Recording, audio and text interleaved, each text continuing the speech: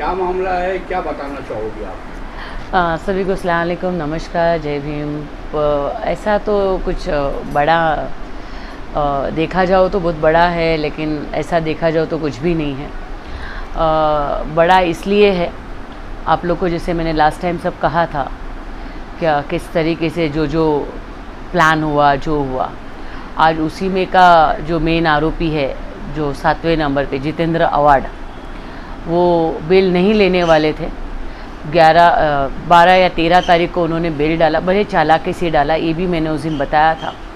उन्होंने बड़े चालाकी से डाला कि हमारा रेगुलर कोर्ट छुट्टी पे था उस दिन। तो ये प्लानर्स है ना, इनके पास प्लानर बहुत बैठते हैं। तो रेगुलर कोर्ट छुट्टी में होने की वजह से उन्होंने बेल डाला और दूसरे कोर्ट में ले जाके, क्योंकि दूसरा कोर्ट इंचार्ज बनता है, तो वहाँ जाके इन्होंने टेम्पररी कुछ कंडीशंस, पूरा नहीं, कुछ पे इनको रिलीफ था आज तक, लेकिन वो भी ख़त्म हो गया है।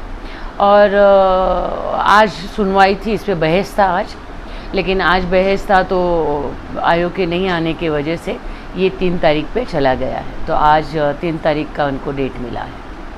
क्या लगता है उसमें आपको इतना इंसाफ मिलने की संभावना है? नहीं, देखिए, अगर इंसाफ की बात अगर आप लोग करेंगे तो आप लोग को तो पता है, डे 1 से, शुरुआत से आप लोग को पता है किस तरीके से सब कुछ हुआ। तो इंसाफ तो अल्लाह का लाख शुक्र है, इंसाफ तो मिला। मैं अगर बोलूँगी तो न्यायालय से भी मेरे को इंसाफ मिला। जिस तरीके से पूरा प्लान करके मेरे पे केस बिठाया गया था, जिस तरीके से महिलाओं को, बेटियों को यूज़ किया गया था, जिस तरीके से पेपर्स के इन्होंने सब बदले करे थे, तो उसमें तो इंसाफ यही मिला है कि मेरे को सच्चाई सामने आई। इंसाफ का मैं बोलूँगी, बोले ना, शुक्र मानना चाहिए अपने को। तो इंसाफ तो मिला बिल्कुल मेरे पे जो झूठा इल्ज़ाम लगाने की इन्होंने कोशिश की थी, वो तो अल्लाह का शुक्र है कि वो हट चुका है। लेकिन अभी इंसाफ ये चाहिए मुझे कि जो इन पे केस हुआ है, जिसमें ये लोग 22 लोग आरोपी बने हैं, इनको सज़ा मिलना चाहिए। देखिए, खाली मेरी बात नहीं है कि मेरे साथ इन्होंने गलत किया। अभी तो ऐसा है कि इन्होंने 5 मशीन्स के साथ भी तो गलत किया है, जैसे कि हाई कोर्ट हुआ, नीचे वाला अपना थाना का कोर्ट हुआ, सिविल हॉस्पिटल, शिवाजी हॉस्पिटल, खुद पुलिस स्टेशन को इन्होंने जो आधार कार्ड बना के लड़कियों को झूठा करके, इधर का एड्रेस झूठ, उधर का एड्रेस झूठ।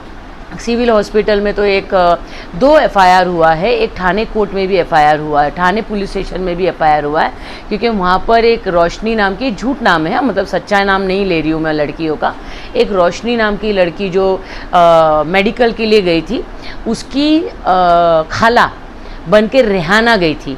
एक रेहाना है, यहाँ रहती है, रेहाना गई थी।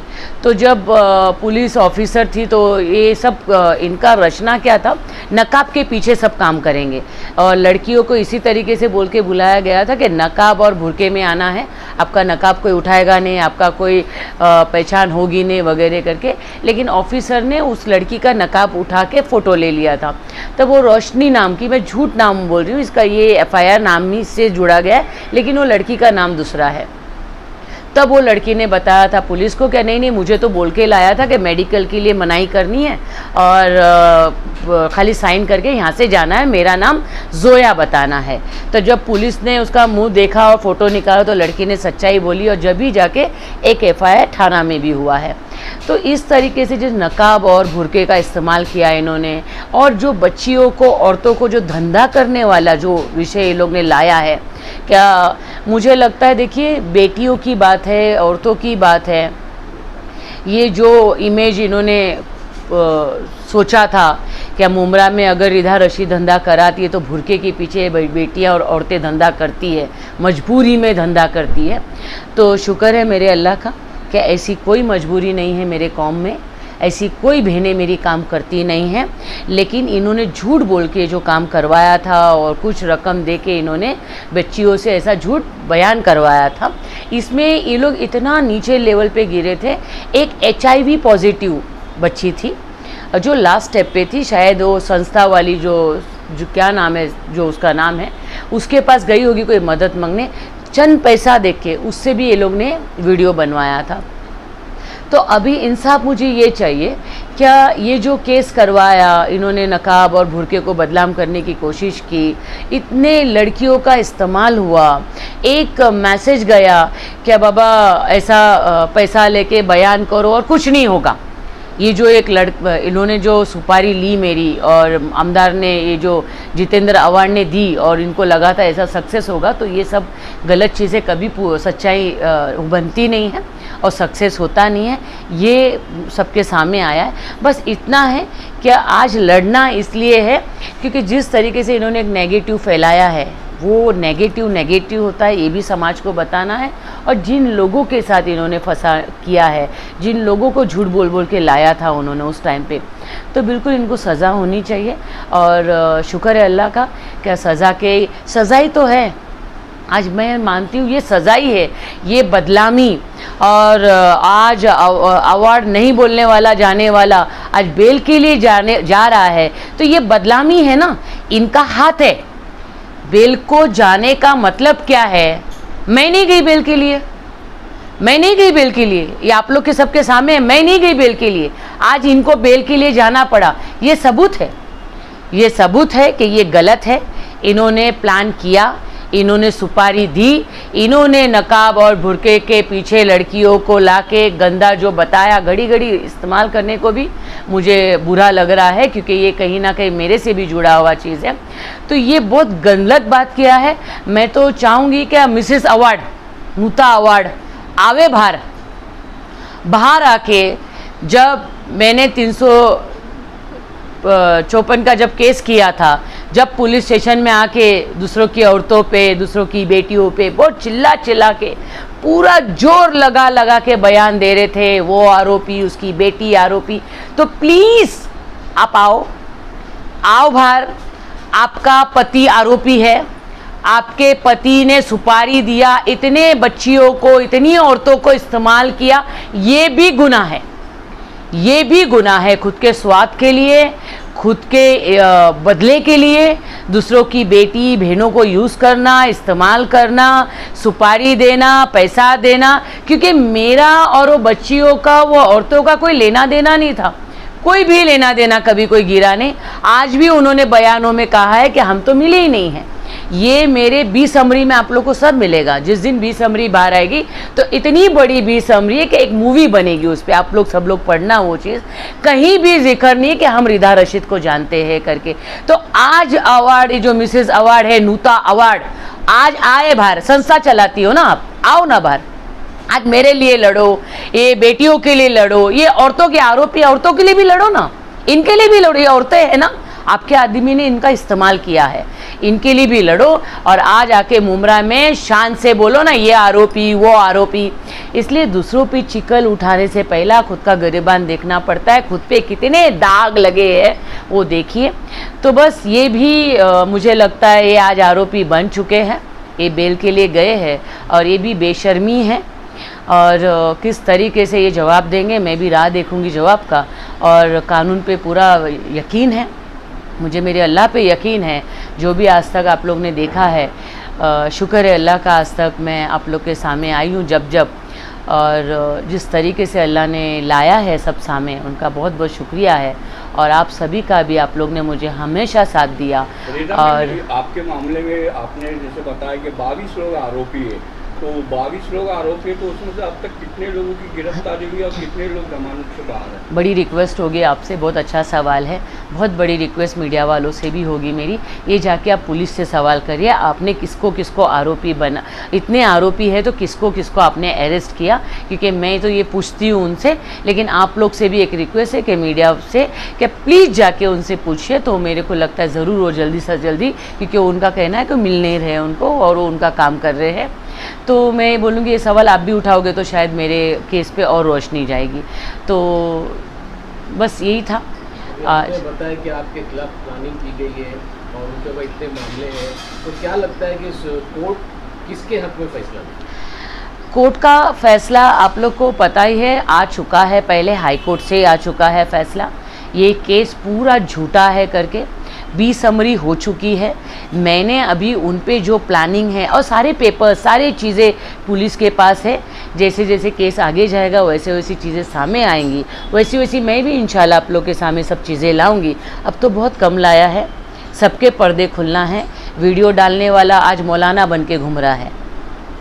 जिसने वीडियो डाला था वो रात 22 दिसंबर 2022 के रात को 1:30 बजे किसने वीडियो डाला, कितने लोगों ने झगड़ा किया, कितने लोग वो ग्रुप से लेफ्ट हुए, वहाँ से लेके पूरा FIR होने तक के पूरी चीज़ें सामने आएगी और सबूत के साथ सामने आएंगी। कैसे ऑडियो बनाए गए, वीडियो बनाए गए, कैसे मेरे पे 420 की तैयारी की गई थी, कैसे चलो थाने में जाएंगे, साहब के पास जाएंगे, किस तरीके से मेरे साथ 420 बनाने की तैयारी में 10 लोगों को लेके जाके साहब के साथ मीटिंग में, सब फोटो सबूत के साथ दूंगी, किस तरीके से साथ में बिठा के साहब ने क्या क्या बोला था, 8 दिन में क्या दूंगा, 10 दिन में क्या दूंगा, सारे सबूत दिन भर दिन आगे आते जाएंगे, सामने आते जाएंगे। ये तो शुरुआत है। उनको लगा था केस करके एक महिला का मतलब इज्जत खराब कर देंगे, लेकिन है अल्लाह। अभी अगली सुनवाई कभी है? 3 तारीख को डेट गिरी है, तो 3 तारीख को इनकी सुनवाई है।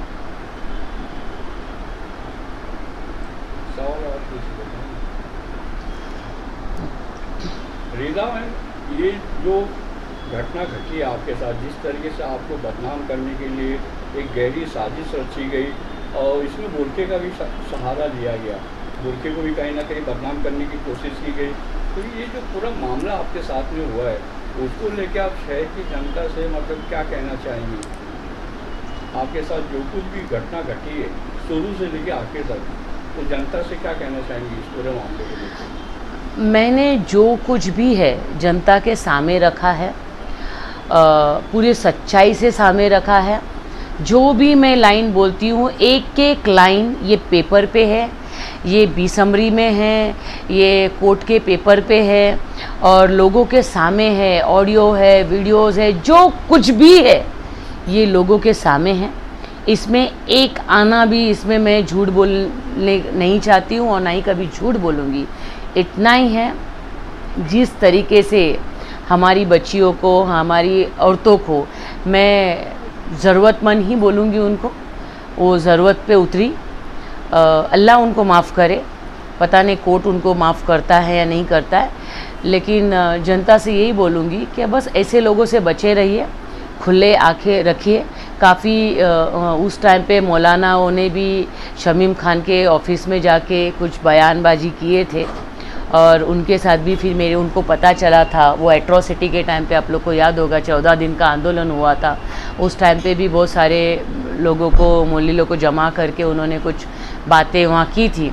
लेकिन उसके बाद कुछ बातें हुई मेरी मौलानाओं से, तो उन्होंने कहा नहीं, हमें मुमरा में पहली बात तो आपको सच्चाई ही नहीं बताई जाएगी, आपको बुलाया जाएगा और आप जब वहाँ पहुँचोगे तो उसका कुछ अलग ही मतलब होगा, कुछ अलग ही वहाँ पर सीन होगा।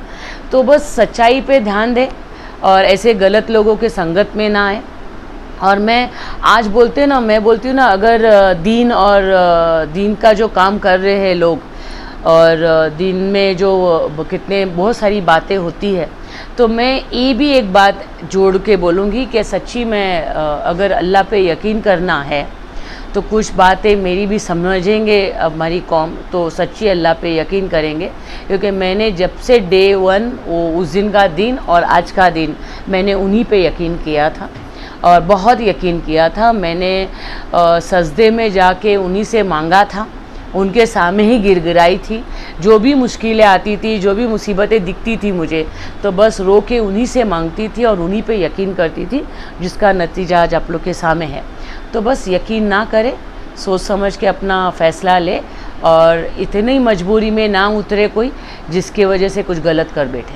अभी आपने बताया कि कुछ FIR में महिलाओं के भी नाम है, तो उन महिलाओं को मालूम था कि वो आपके खिलाफ क्या करने जा रही? नहीं, एक लड़की की 4 माँओं ने अपने उस टाइम की वीडियो उठा के देख लीजिए। एक लड़की की 4 माँ आके बोलती है मेरी बेटी को इंसाफ दो, एक बार में दूसरी आई, मतलब माएँ भी बदली है, बच्चियाँ भी बदली है, आपको पैकेट दे दिया, ये बोलो। स्क्रिप्ट था, उस स्क्रिप्ट बनाने वालों की भी सबूत सब जमा हुए, पूरा स्क्रिप्ट था। वो बच्चियों को कुछ मालूम नहीं था वो किसके बारे में बोल रहे, ऐसे वो बच्चियों ने कहा है, मैं नहीं कर रही हूँ।